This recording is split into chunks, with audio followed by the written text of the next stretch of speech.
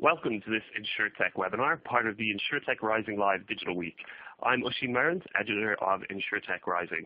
We'll be live tweeting this webinar, so you can join the conversation using the hashtag InsurTechLive. So every day this week, we're going to delve deeper into the biggest issues facing the insurance industry. InsurTech Rising will be bringing you expert discussions via a series of interactive webinars, live Q&As, podcasts, and articles to shed light on the areas most ripe for innovation and the technologies with the potential to transform the entire insurance value chain. Today we are starting off with a view of InsurTech from a European perspective, and I'm delighted to be joined by General Partner at Access Strategic Ventures, Minh Tran, Matteo, Founder and Director at Connected Insurance at Observatory, and Mehrdad, Piroozram, Partner at InsurTech.VC. Welcome everybody. So before we kick off, just a bit of context. We all know that InsurTech is undoubtedly a global phenomenon, giving the industry a much-needed shot in the arm across multiple markets. But we're here today to discover how things are shaping up across Europe. With so much happening, from partnerships to product launches, from new players emerging to funding rounds, we're looking to take a step back and look at the bigger picture. How is InsurTech developing from a European perspective? What are the biggest opportunities across the region? Where is InsurTech actually delivering value? And what does the future spell?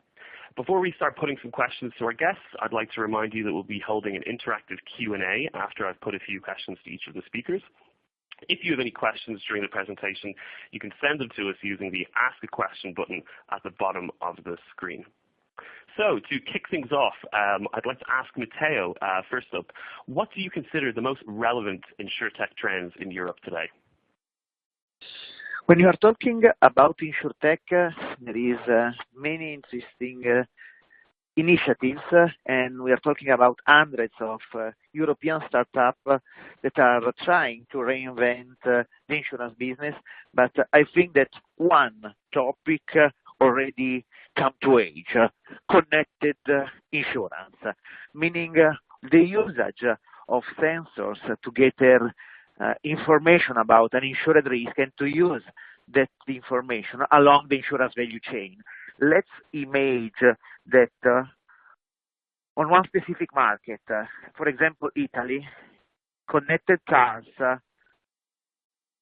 with a solution provided by an insurer represent 20% of the auto insurance market. So this first area with the experience did in the last years can teach many evidences to the others' experiences. On that specific vertical, I created the Connected Insurance Observatory, that is a think tank that put together more than 30 players, insurers, reinsurers, tech players, to discuss about the adoption of that trend. And I replicated the same since a couple of years in US with 14 insurers and reinsurers that already joined the discussion. And on that specific vertical, Europe is far behind any other markets. So it's an area where the European experience and the startups that worked on that can grow at international level and bring their experience also in other markets. Thanks, Matteo. An interesting perspective around connected insurance. But thinking more around the location of this kind of InsurTech activity across Europe, Mehrdad, what are your thoughts on the InsurTech hotspots in Europe right now? Where do we see the most exciting activity happening? What we have seen in the past few quarters is that London clearly is having a head start and is leading the activities in European markets with tons of innovation and domain expertise. But there are also lots of activities going on meanwhile in Germany, which is spread over different regions. Cologne, for example, is addressing this topic heavily. Berlin is picking up, and Munich seem to have discovered this topic as well. Besides continental European activities in Germany, we also see some interest going on in Tel Aviv, and Zurich is for sure to be counted on the list of the players as well. And what, in your view, are the ingredients required to create an InsurTech hotspot? Or what are the major differences between the hotspots you've just mentioned? You see, insurance is by far one of the industries where domain expertise is going to be most relevant during the disruption. And that's the reason why we believe domain expertise, which primarily comes from the regions where traditional insurance companies are based, going to be heavily relevant for the disruption. The second point we see is you need to have proper access to the relevant markets and regions like continental Europe, Berlin, Munich, but also Cologne could be really good hubs to create this topic, how to access the European, pan-European markets. Deep tech is also one of the ingredients which we believe is going to be really, really relevant. And in that topic, Tel Aviv clearly is having head-to-head of all other cities as well. And the last point we believe, which is going to be essential, is the access to talents. Obviously, Berlin, London, and Tel Aviv going to be in a good position as well. Thanks, Mehrdad. I'd like to bring Minh in on this now around the subject of collaboration when it comes to InsurTech. So Europe as a region is often said to be more collaborative than, for example, the US. What do you think some of the reasons for this are, and where are we beginning to see partnerships between insurers and incumbents deliver value? When I started our AXA venture, it was mainly created to prevent disruption from startups. So insurers were afraid, and particularly in AXA, about being Uberized. Right? It was back in 2014. But in the last couple of years, disruption is not the main concern. It has moved out to a more collaborative pattern where insurance are interested to partner and to invest in startups. The main awareness is that many insurance companies try to become partners versus payers, and therefore they wanted to go in the beginning of the value chain, so not be at the end where you interact with your customer when you have to pay the bill, for example, in medical insurance. But they want to be very much interacting with their users and subscribers and so on at the beginning when you start to become sick. And this is what we see more and more. Mehrdad, which is one of our portfolio in Germany, it's partnering with a lot of health insurance to distribute the kind of auto diagnostics. You know, when you get sick, instead of calling the doctors coming to your home, you just have to doing some AI in order to get a diagnosis of what you have. And a lot of insurance see that as strategic, or see a great value in partnership, because then it's a very good way for them to interact in the beginning, to collect information, propose other insurance to their users, and that is what we see more and more. So to summarize, insurance see a value from payers to partners with startups because it's a better way to interact or engage with their customers. Thanks, Minh. Matteo, what are your thoughts on that? We've heard around kind of delivering value through kind of enhancing customer engagement, but where do you think the real value lies with InsurTech? So my view is that InsurTech is a tool. So this is the reason because I believe that on the insurance sector, all the players in the future have to become InsurTech. So players that are using technology and data to reinvent step of their value chain, to transform their business, to achieve their strategic goal. I believe that any InsurTech initiative coming from a disruptor, startups that would like to partner with an insurer or built internally by an insurer, has to be considered on 4 different axes. So have to be considered which kind of impact can generate on 4 different axes. The productivity, so the ability to sell more and better than a traditional approach. The profitability, if can increase the technical profitability of an insurance solution, the proximity, what Minh was quoting before. So the fact that you can be more close to your client, add touch point with your client, and last but not least, the persistency of the portfolio. One of the relevant elements of a technical equilibrium of an insurer.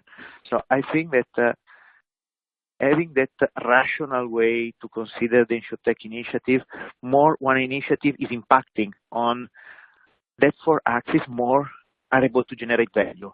And as opposite, an initiative that has no impact on that four axis probably has not so many reasons to exist because are not bringing any additional value compared with a traditional approach.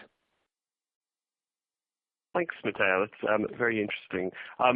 Mehrdad, kind of building what Matteo said around the different axes on which an InsurTech initiative has to deliver value. What are some of the challenges that you've seen, in particular in Europe, around InsurTechs and insurers working together to create that value? I mean, the most essential part is that the cultures are completely different, right? So insurance companies are used to deliver security and safety to all parties, employees, and to the customers. And startups is all about a high failure rate and iterating, right? So bringing these two words together is a huge challenge for both parties. Combined with the domain expertise you need to have in insurance makes this market and this disruption unique. It's a much higher barrier to enter this market than other verticals we have seen in the past. From the insurance side, we also see that they totally need to understand, beside the high failure rate which the funnel is creating, that the funnel is generating a totally different view they are used to analyze their businesses and the competition. And right now, the innovation is mostly happening outside the insurance companies within this funnel. And the option to cherry pick out of the funnel the best cases seem to be for many, especially national insurers, a theoretical option which practically won't happen. And that's the reason why we believe the national insurance companies, the tier 2 insurance companies, they need also to have additional understanding and access to international activities on the startup side, which is right now only dedicated to the multinationals like AXA, Munich Re, or Allianz, or Generali. Interesting. So, I mean, kind of taking what you said there around the majority of the innovation happening outside insurance companies, of course, that presents, very valuable or worthwhile investment opportunities, of course, in Europe in terms of InsurTech startups. So, Minh, what are your thoughts on the trends we're seeing in terms of investment? And perhaps you could touch on whether you think the role of corporate venture is different from that of others in Europe.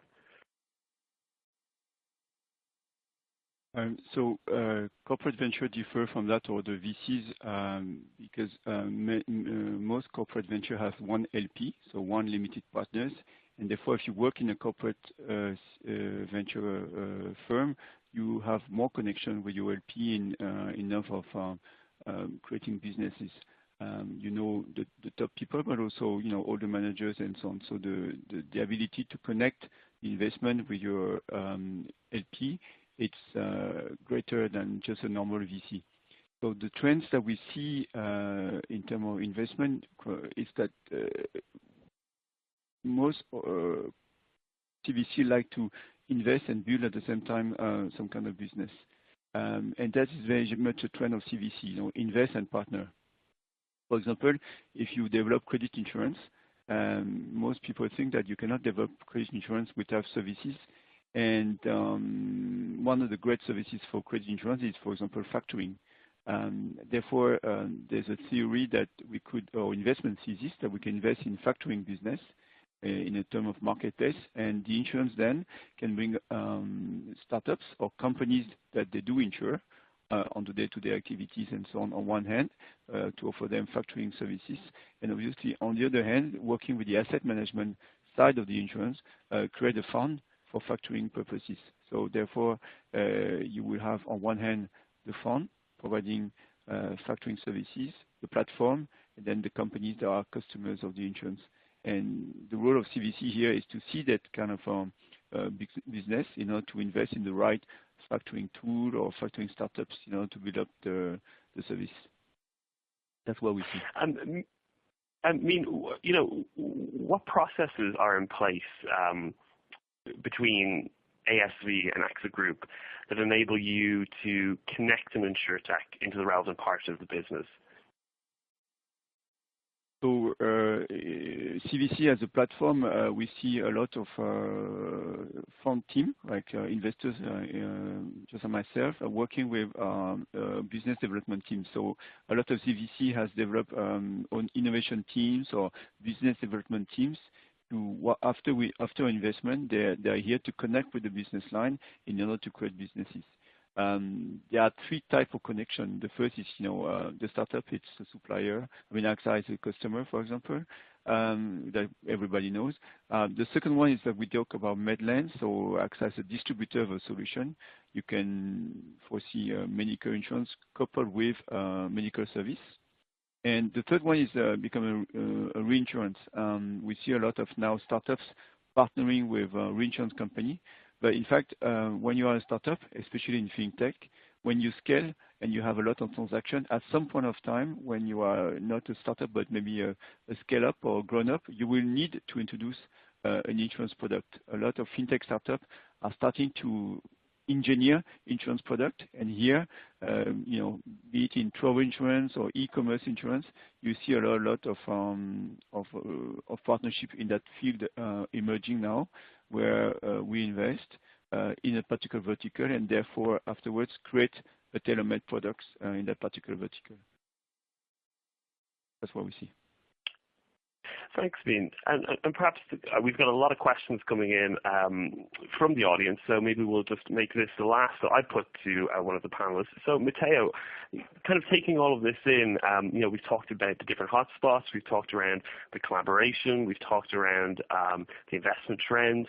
What do you think the outlook for InsurTech is across Europe? Are we looking at more disruption or collaboration? Which way do you see this heading, and what do you think the outcome will be? I think that collaboration definitely will be more relevant. I think that the future architecture of an insurance business will be more liquid. So you can find players that on one market are acting with one approach, and on another market is collaborating with a partner, or you can see one player that owns the risk on his book on one specific market where he's not big, and instead is acting as a software as a service in another market. So let's take a look of the strategy of one of the most innovative and successful incumbent, Discovery Holding. They are an insurer in South Africa. They are an insurer in UK, where they enter in the market some years ago with a joint venture. Then they own all the company now. But in other markets like US or in some Asian market or in Central Europe, they are a provider of other insurers.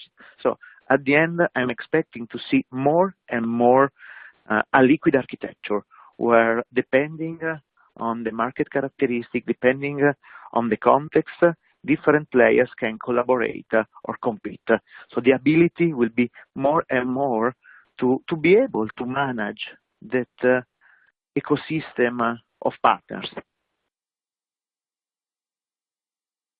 Thanks, Matteo. So we're going to go to our first question from the audience. And perhaps Mehrdad, you would like to come in on this one. So we have a question here that says, is there a risk with the many startups, the overall insurance landscape will get detrimentally oversubscribed with competing technologies impacting the end consumer? Do you have any thoughts on that, Mehrdad? I mean, maybe we should ask the question a little bit different, right? If you go back and analyze a little bit the history of insurance, especially in continental Europe, it's mainly dominated over buy and integrate from different insurance companies. If you get, for example, AXA Germany, within the legacy, we are hosting 5 up to 6 German insurers, which are integrated on the branding side, but not on the IT technology side. So the main question for the insurers, especially for the first insurers right now, is how can we get rid of the legacy systems we have created in the past, which could include up to 4 generation different technology stacks, right? So the question here is, what's the best solution to get into the next generation of technology and trying to eliminate the legacy generations? And that's parallelly dominated by an industry which is highly professional in executing IT, if not the most professional industry I've ever seen before, which means that we have to bring some kind of shared services and shared understanding during the market is dominated to own the whole process and technology stack within the corporates, right? And in my view, startups and especially enabler InsurTechs going to be a huge opportunity for the companies who are able to integrate them to create the next generation of insurance stack and to get rid of the legacy. Thanks, Mehrdad. That's very interesting. I've got another question here that perhaps, Minh, you'd like to come in on. Who are the 3 key leaders in InsurTech in Europe and why? Your thoughts on that one? Can you hear me?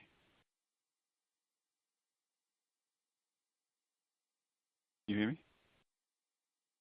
Yeah, is that the question for me? Sorry. Yeah, sorry. I thought they were on mute. Well, I mean, when you mean leaders in InsurTech, I think you mean startups, right? So the answer that we have is there's no key leaders. Most startups that are being financed today, if you look at 100 companies, 5 will be financed in Series A. So those are the finance folks for insurance, Shift Technology, Allianz, MIP, Get Safe, right? So you can say those are the key insurance company because they have financing beyond the A round.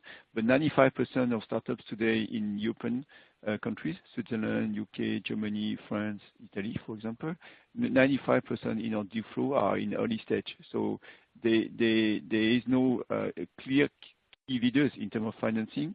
What I want to say is that there's a lot of startups looking for financing.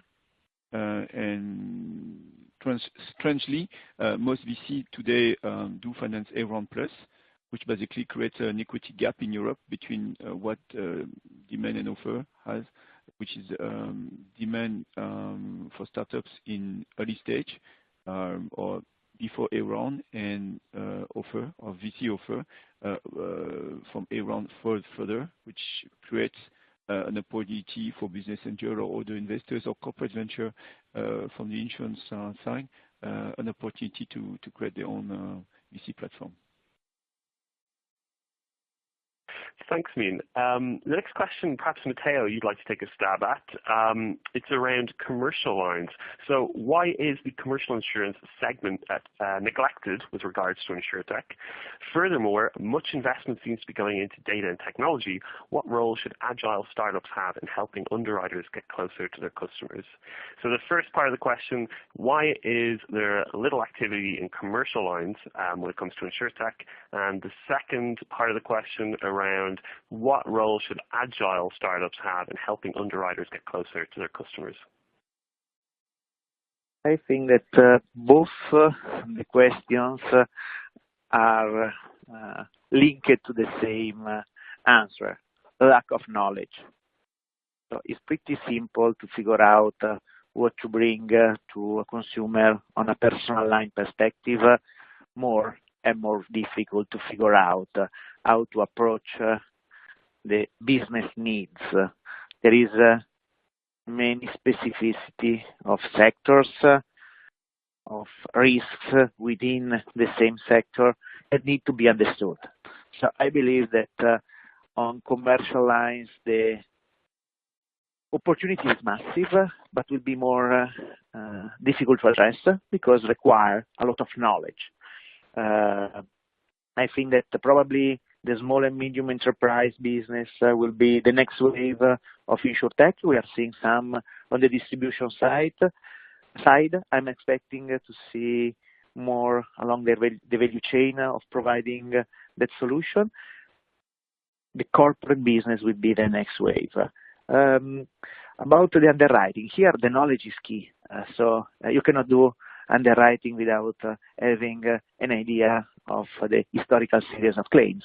So only if you have a past experience on that, you can deliver something that help really an actuary in doing his business. I think that what you was mentioning, data, so providing additional information, non-traditional information to the underwriting process is an area that can enable value creation because are allowing to select in a different way risk, to price in a different way risk. I think that we have seen some examples around the world of players that are acting in bringing to the insurance players that kind of information, and we will see more and more data stream coming from InsurTech startups to the incumbents to take better risk decision.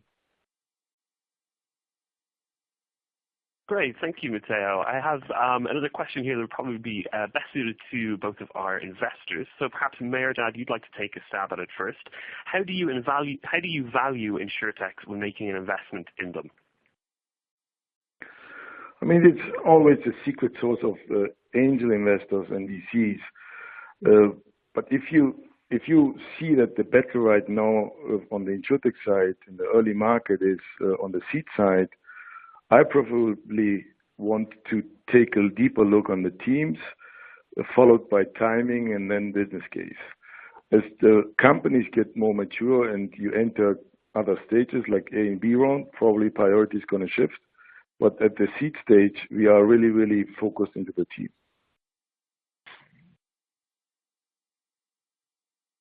Minh, would you like to perhaps answer that question as well? So how do you value InsurTech when making an investment?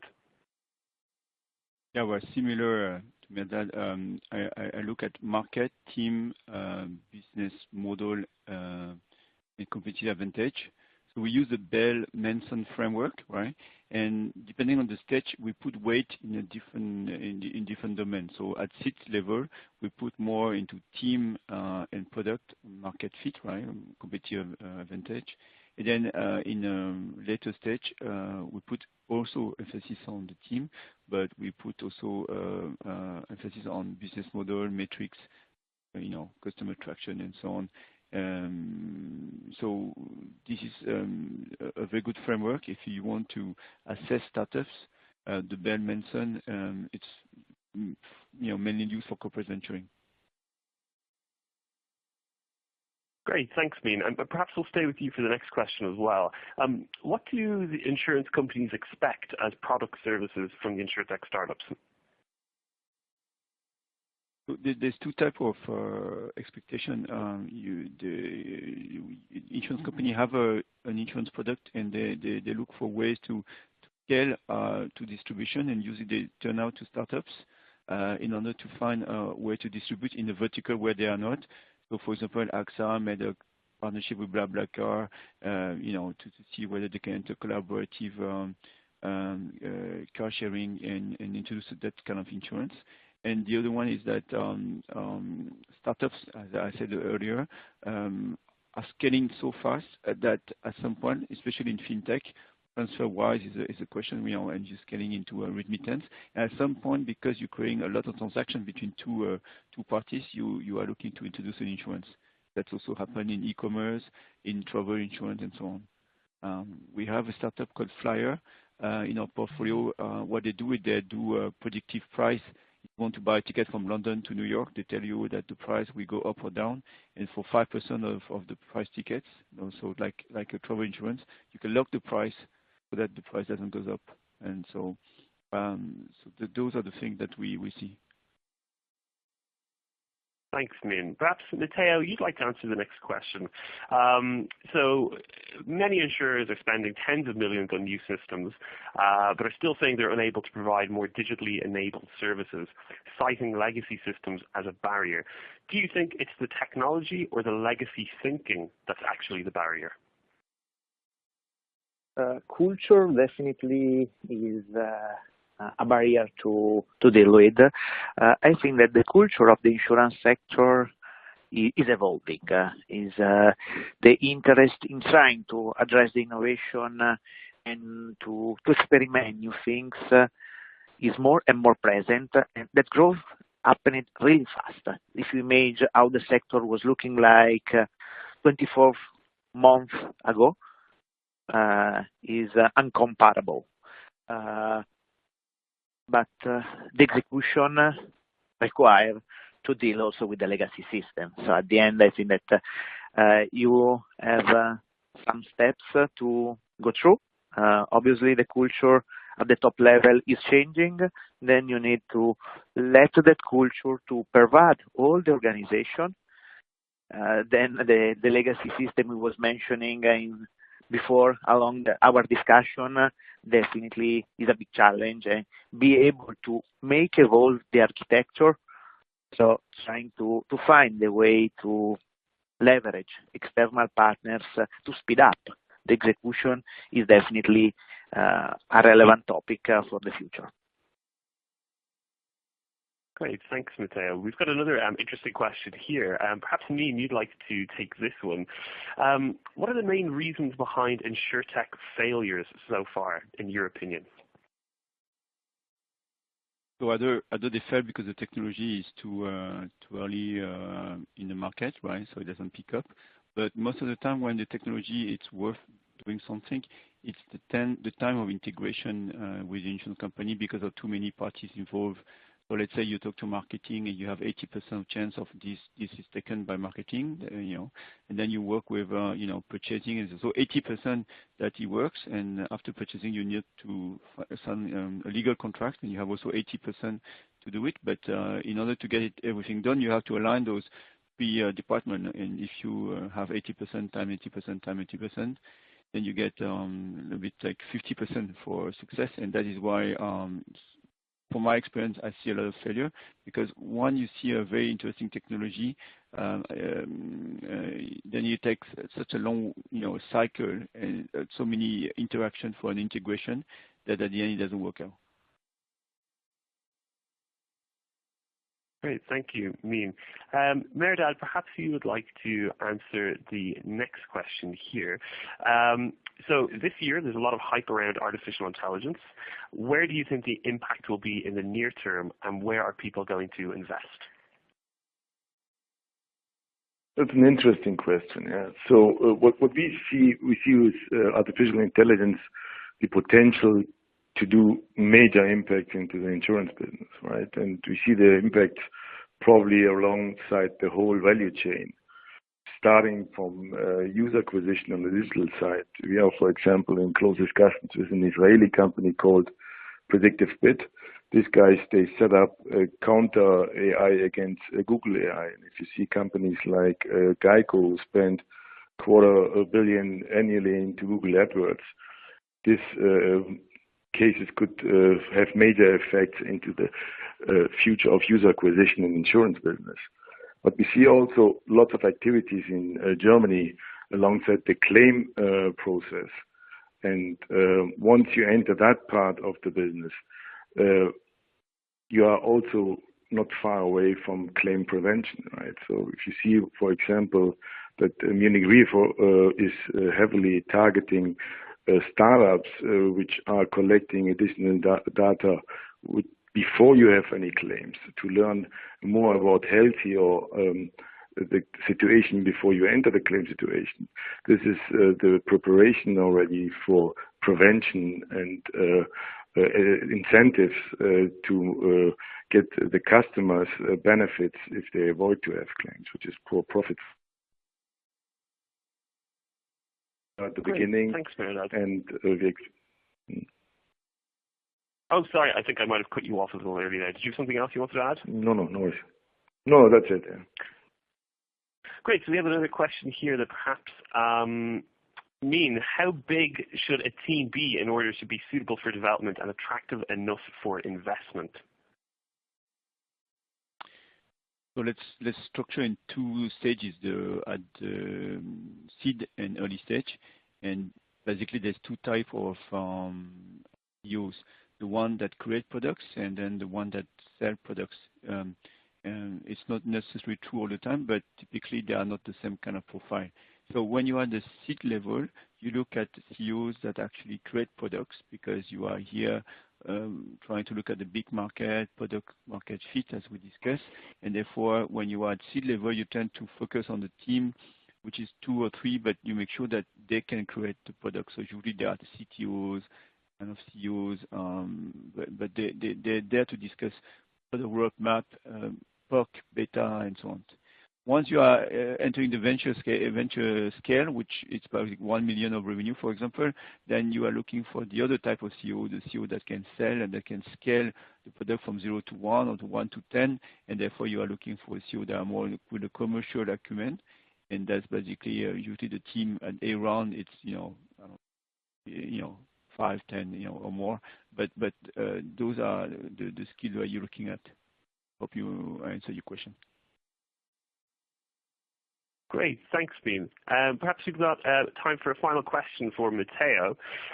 There's been a lot of hype around InsurTech and the opportunities it represents, but where are we seeing traction with consumers? I was mentioning at the beginning that some example like telematics on some market had a massive success. I think that if you are talking about 20% of a market is a wish that any other InsurTech domain would like to achieve in 4-10 years. So telematics is already there. On other markets, so this was the Italian experience on that specific use case. Some Italian insurers was really able to leverage the partnership with startups, with the telematics service providers that was startups and now are big player like Octo Telematics that allow them to achieve that results in 5-6 years. In other market, like the UK market, we have another InsurTech trend that started before anyone was talking about InsurTech, so the comparison website. They have a massive market share, and it's pretty unique compared other countries, so no one was able to replicate that experience and the traction they had on the UK market, where a large part of the auto insurance business is coming from their comparison activity. So at the end, I think that we have a few examples of InsurTech use cases that already come to age. Others will appear in the future, but innovating the insurance sector is not linear and is not easy. We have a few examples like what happened to Google Compare in the US last year, that they was not growing enough and they closed. Players that are doing amazing stuff like Oscar on the US market are still paying more claims than the premium they earned. So at the end, is a challenge, innovate that old school sector, but can be done. Great. Thanks, Matteo. That's all we have time for, I'm afraid. Thank you for joining us, me, Matteo, Mehrdad.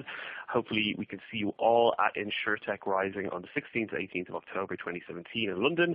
Not only could you get a reduced price on your ticket if you book by this Friday, but a further 10% off the event using the code InsurTech Rising Live.